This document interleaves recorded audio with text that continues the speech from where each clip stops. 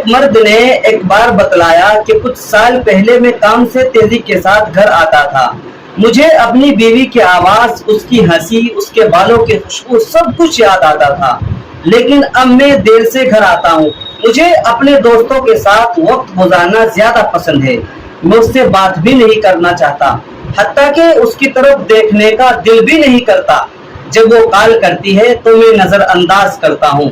جب وہ میسج کرتی ہے میں دیکھتا ہی نہیں. اور رات کو جب وہ میرے قریب آتی ہے تو میں صرف یہ کہتا ہوں کہ میں تھکا ہوا ہوں اور سونا چاہتا ہوں. لیکن سچ یہ ہے کہ میں تھکا ہوا نہیں ہوتا. میں سمجھ بیٹھا تھا کہ شاید میں اس سے محبت نہیں کرتا. میں نے جوابات تلاش کرنا شروع کر دیے. میں نے دوسرے مردوں سے بات کی جنہوں نے ایسا ہی محسوس کیا. انہوں نے کہا یہ نارمل ہے، محبت ختم ہو جاتی ہے.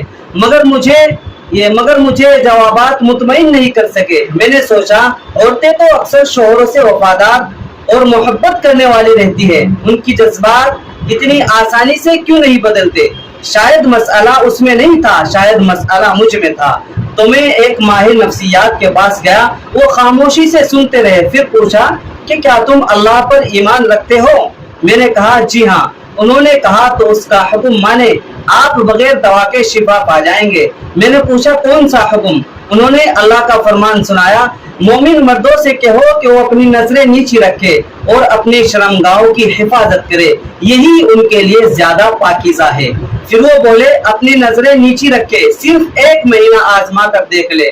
میں ہچکچاتے ہوئے کہا ٹھیک ہے، کوشش کروں گا. جیسے ہی میں کلینک سے نکلا ایک خوبصورت عورت میرے سامنے سے گزری.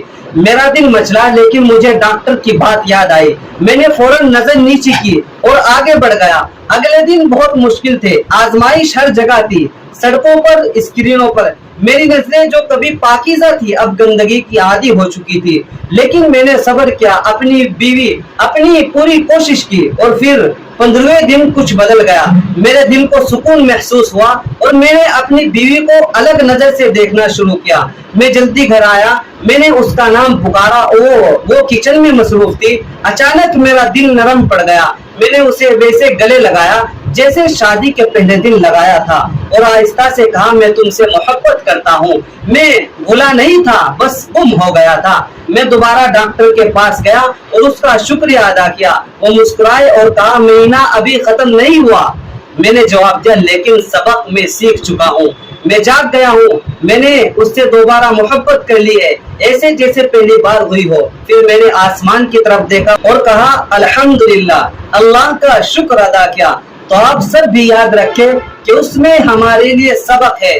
اکثر مسئلہ بیوی کی کمی نہیں ہوتی، بلکہ مسئلہ تب ہوتا ہے جب مرد کا دل اللہ کی ہدایت سے دور ہو جائے. اگر ہم اپنی نگاہ، دل اور خواہشوں کی حفاظت نہ کریں تو جو حلال ہے اس میں خوشی ختم ہو جاتی ہے اور جو حرام ہے اس کے پیچھے دل لگنے لگتا ہے. اسلام ہمیں ہر چیز کا حل دیتا ہے.